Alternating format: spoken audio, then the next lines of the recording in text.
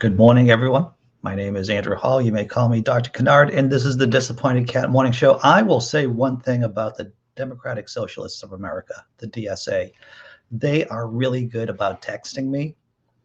I got on a text list for my local politicians, a couple of candidates running for office. I've mentioned it a couple of times that I plan to be voting the DSA ticket, basically for mayor and for city councilors.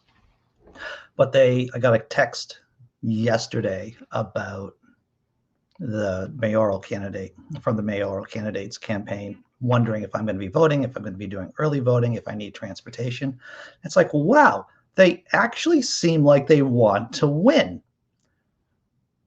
And for those of us who are registered Democrats, it's nice to see a party on the left who actually wants to win.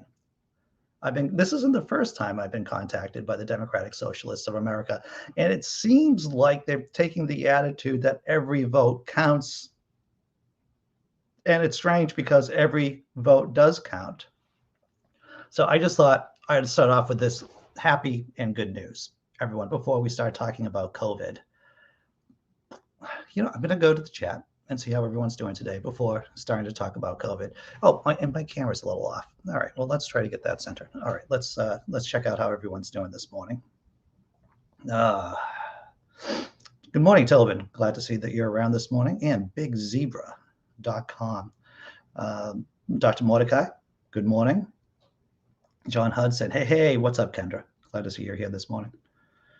It is cold in Finland, 0 degrees Celsius in Finland. Sounds a little bit like socialist temperature over there using the Celsius. So that's horrible. I shouldn't say those kind of crappy jokes. What's up, Jess? In Ox, they only care when it's time to vote. I don't know about, maybe we'll see. I am intrigued with finding out what happens if my candidate, right? If the candidate, the DSA candidate, actually becomes mayor, and because he got the most votes in the primary, everyone, the Democratic Socialist of America, the DSA candidate got, I believe, and if the girlfriend was in the chat, she would know, I believe he got the most votes in the primary. So there's a real chance that Somerville, Massachusetts will have a DSA mayor, and we'll see what happens after they get into office. What's up, KCA Randy? Glad to see that you're here. All right, so we're going to talk about long COVID. There's been a bunch of stories in the news recently about long COVID, but here is something that is a dimension of those surviving long COVID. And I think at least some of us know a person who has long COVID. I know of at least 2 off the top of my head that have long COVID, that are suffering the effects of long COVID. But it seems like, to make the situation worse, they have difficulty getting disability benefits. Links to the news stories are in the description, of course, everyone. Let's check out this story. I believe it's from the Times. Is it? Yes, New York Times. Another struggle for long COVID patients, disability benefits. If you're in the States, those of you who are watching, do you know anyone who's had to get disability benefits? I've known people who were healthy who try to get disability benefits, and it is a long slog. It's almost as if there are barriers to prevent citizens of the United States of America getting the benefits that they deserve. Typically, you get refused on your first try to get benefits, like disability benefits. Some people have to get lawyers. I know that sounds insane, microphone. People who have a disability, who try to get benefits, who are already poor, try to get a lawyer so that they can get benefits. That doesn't sound right. That sounds like some kind of evil. All right. Since she tested positive for COVID in April 2020, Josie Cabrera Tavares has found herself sleeping up to 15 hours a day, stopping in grocery store aisles to catch her breath, lapsing in and out of consciousness and unable to return to her job as a nanny. She believes that she is one of thousands, possibly millions. And here's the thing, too, everyone. There's no data. There's no good data on this, right? We don't even know how many people are really dead from COVID. We're not going to figure that out for a while. And now it's like, how many people have long COVID? Who knows? How many people are disabled from long COVID? We can make guesses, but there are no hard numbers, no good hard numbers. Thousands, possibly millions of Americans who may have a condition known as long COVID. The Biden administration has said people with the condition could qualify for federal disability protections and benefits, which can include healthcare, housing, and unemployment benefits. But like many others who have long COVID, Tavares, 31 of New York, has had a hard time proving it. I worked with people who have disabilities for decades. And even with people who it's clear that they've had a disability for most of their life, you still have to supply information to the government saying that, yes, we'll just call this person Jimmy. Jimmy, who suffered from a few horrible brain injuries, still has a disability, still can't work. You still have to supply information because who knows? Maybe that person miraculously healed. Jesus doesn't do that. Next panel. 2 brain MRIs, several heart ultrasounds, dozens of lung x-rays, 2 stomach endoscopies, thank you. That was a horrible pronunciation. 1 colonoscopy and multiple CT scans have all provided the same results. Everything looks normal. It's something doctors can't explain yet. What's happening to me, Tavares said. With no direct medical evidence of her condition, she has been turned down for disability coverage twice. Even a note from a prestigious post-COVID clinic in the Mount Sinai hospital system attesting that Tavares continues to experience daily symptoms and currently unable to work was not enough. I'm going to read that again for people who aren't here in the States, who may have difficulty understanding this because it sounds so crazy. Even a note from a prestigious post-COVID clinic in the Mount Sinai hospital system attesting that Tavares continues to experience daily symptoms and is currently unable to work was not enough.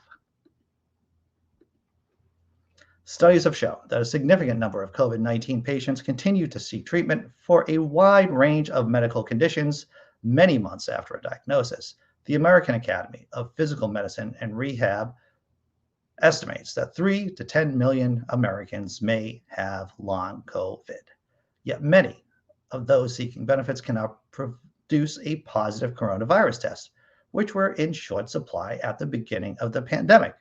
And lab results and scans often show nothing unusual for those continuing to experience symptoms. So if you got COVID early in the pandemic, there weren't any tests around, right, microphone? There weren't any tests around, really, for COVID in the beginning days of the pandemic. But yet, how are you going to prove that you had COVID if you don't have a positive test? It's like you're in some kind of weird Kafka-like medical trial.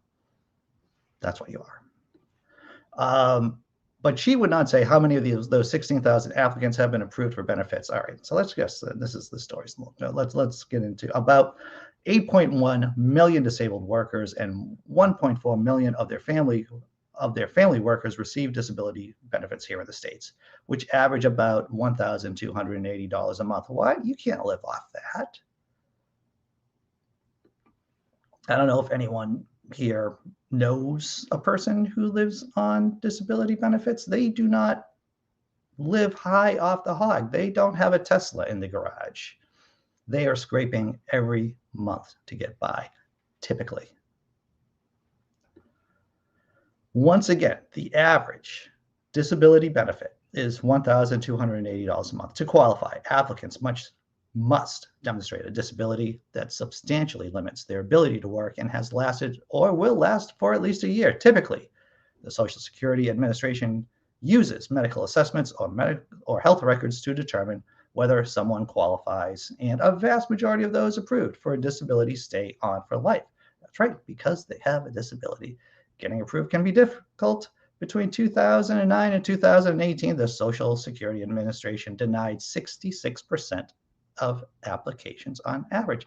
They said no to 66% of the population. Now, of the applicants. Now, do you think it's because there's an incentive somewhere in the Social Security Administration to say no to applicants? Yes, I think. I think there's probably some kind of perverse incentive of keeping Americans away from the benefits that they deserve.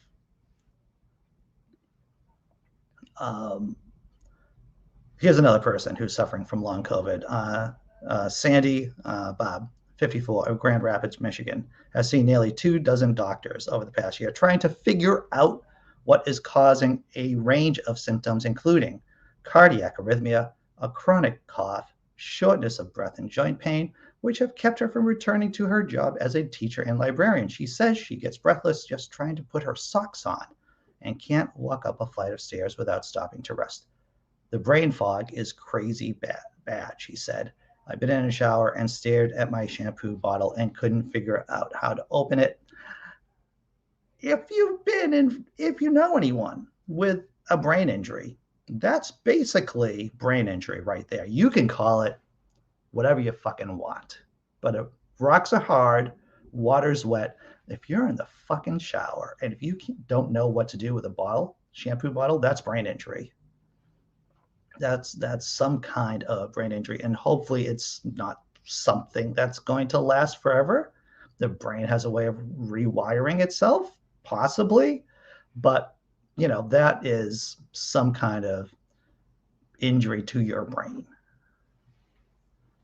Checking out the comments, everyone. What's up, Derek Cruz?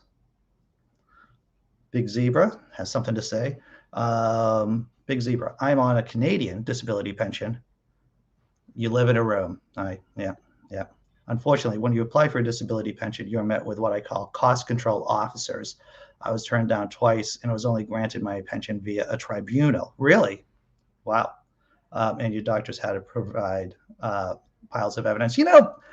I'm gonna say something that gets me angry. I scanned a story yesterday about Elon Musk, billionaire Elon Musk, and of course he's against billionaires getting taxed because, as many of us know, billionaires don't really pay tax, since the income tax here in the States only tax income that you get from work. Most billionaires get their income from investments, loans, that kind of thing.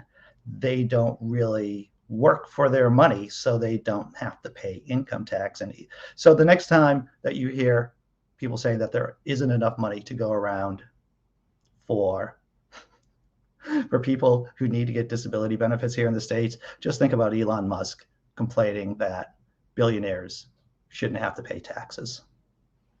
Oh, burns me. That's what it is. Let's see.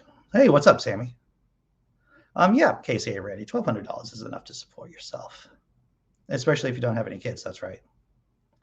And Jess M says my disability doesn't even cover rent. Yep. All right. I'm going to show you I'm going to show you a cat. It's a cat with a friend. It's going to lighten up the mood before we go back to the next news story, everyone. How about that? It's going to lighten up the mood a bit. I'll be right back.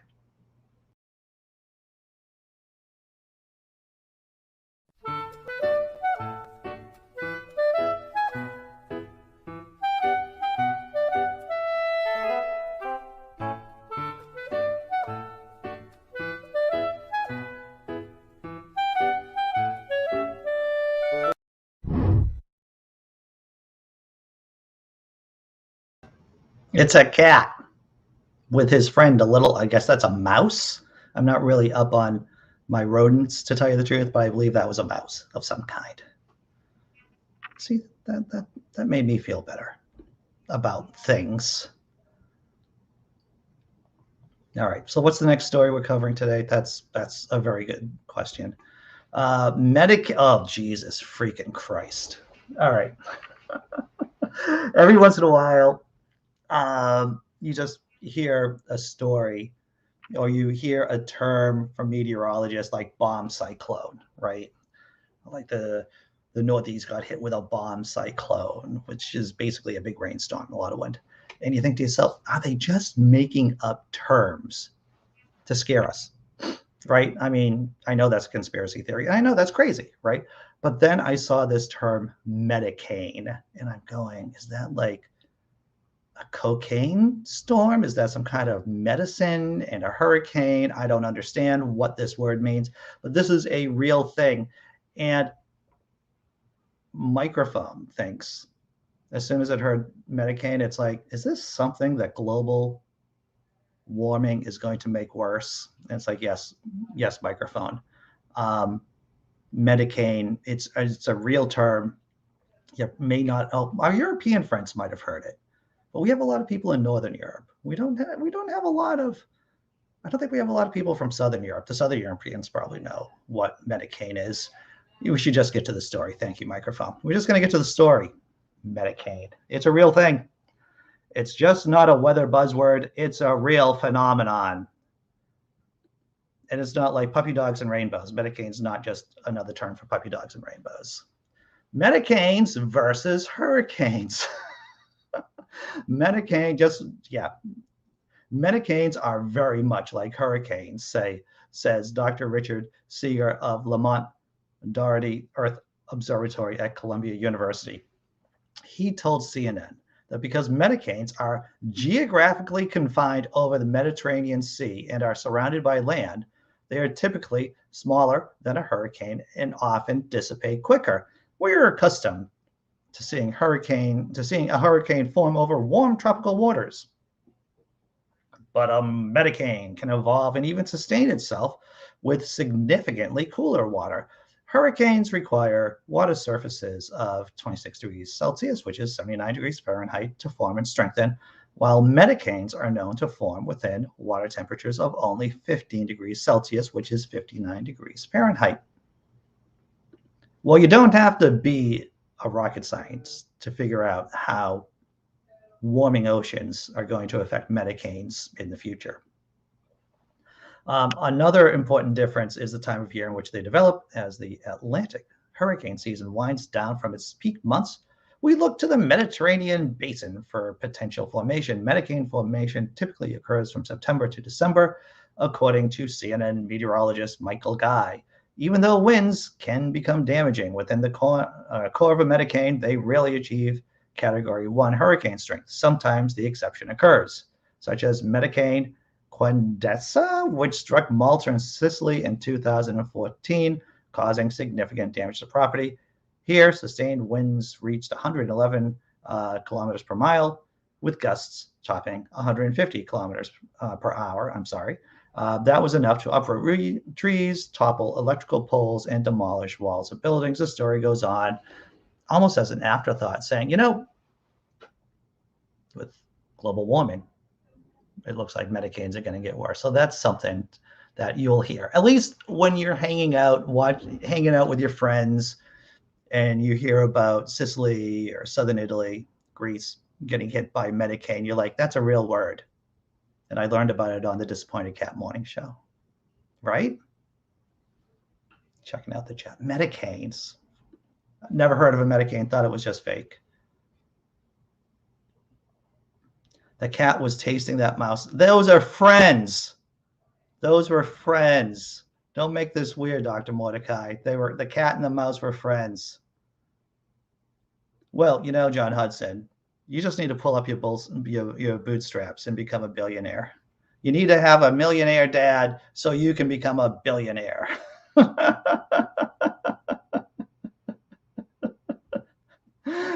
Ever snort the Medicaine, it will make you highly irregular. I'm sure it does. All right. It's medicinal cocaine. That's what, well, it's interesting.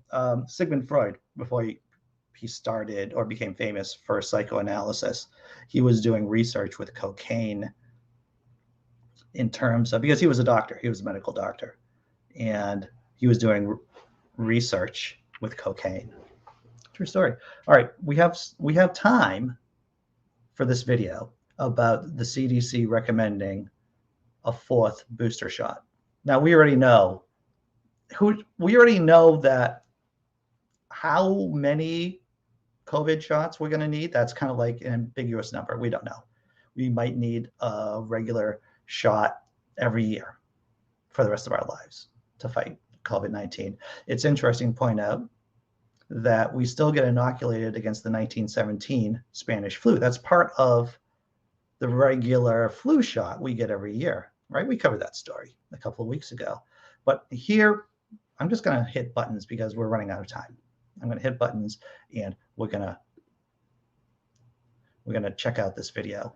The CDC recommends 4th booster shot for immuno. I'm not going to pronounce it. I'm not going to try it because I'm just wasting time, and we're just going to get to the news story, everyone.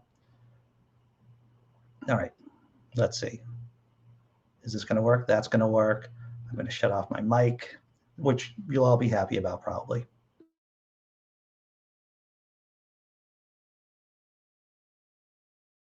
Tonight, with the FDA expected to authorize a vaccine for children 5 to 11 at any moment.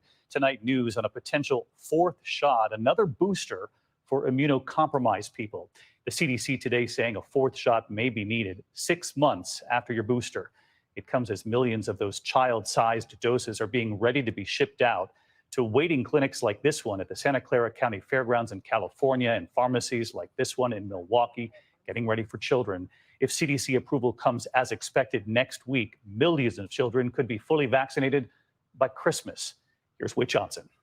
Just as booster shot availability expands to 70 million Americans across the country, tonight word of a potential 4th shot for one vulnerable group. The CDC now allowing people who are moderately and severely immunocompromised, about 3% of the population, to get another shot at least 6 months after completing their 3rd mRNA vaccine dose. This 4th shot is essentially equivalent to a booster for immunocompromised people, but does not mean that the general public is looking at a 4th shot anytime soon. It comes as preparations are underway to roll out the first Pfizer shots for 5 to 11-year-olds, expected to get the green light next week. In Santa Clara, California, this vaccination site all set up for young kids. Good afternoon, Hyatt Pharmacy. And across the country, pharmacies and doctors are busy fielding calls from parents. We have to think of it almost like a completely separate, completely different vaccine when we're treating children. The doses for younger children will be 1/3 of the amount given to adults and will come in special pediatric vials with smaller needles and orange caps. Pfizer's study found that 2 shots were nearly 91% effective in preventing symptomatic COVID. Still, many parents are hesitant. Only 1/3 saying they will get their 5 to 11-year-olds vaccinated right away. Some want to see more research. The guilt would be tremendous. If I was risking something and he had a reaction to, that's something that I have to take responsibility for. But health officials say the vaccine is safe for kids, and the real risk is COVID. I think we've seen deaths in children. Okay, everyone. Just wanted to share that with you. If you are immunocompromised in some way, you're probably going to be getting a 4th booster shot at some point. And once again, we'll probably be getting a bunch of shots in the future because COVID-19 isn't going to go away. After party, after show at 9:30 on this channel. You want to be on the panel. Link is in the description below. Thank you for showing up. Thank you for contributing, chat. Thank you, lurkers, observers, viewers, watchers. No ads on this channel because, like, fuck capitalism. Oh, fuck toxic American style capitalism, right? So anything that you can contribute, that's fine. If you can't, that's cool too. Gonna throw down the thank you video, and then I'll see you at 9:30, hopefully, everyone. Take care.